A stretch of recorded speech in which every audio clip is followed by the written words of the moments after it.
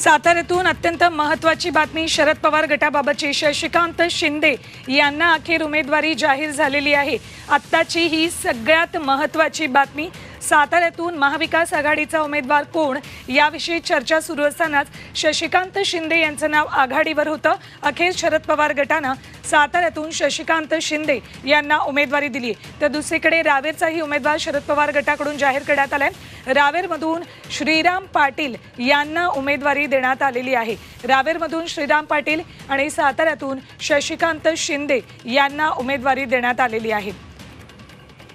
साताऱ्यामधून शशिकांत शिंदे यांचं नाव सतत आघाडीवर होतं। कालच्या महाविकास आघाडीच्या संयुक्त पत्रकार परिषदेनंतर येत्या 1-2 दिवसात महाविकास आघाडीचे उर्वरित उमेदवार जाहीर होतील असं सांगितलं होतं। त्यानुसार आज शरद पवार गटानं आपले 2 उमेदवार जाहीर केलेले आहेत।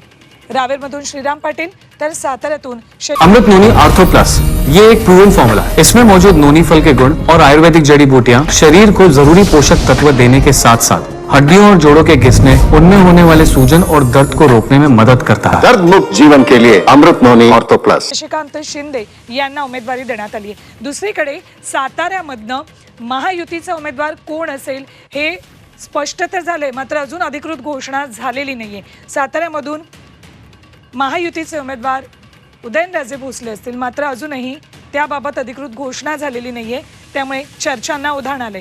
तर दुसरीकडे महाविकास आघाडीचे उमेदवार मात्र शशिकांत शिंदे असतील।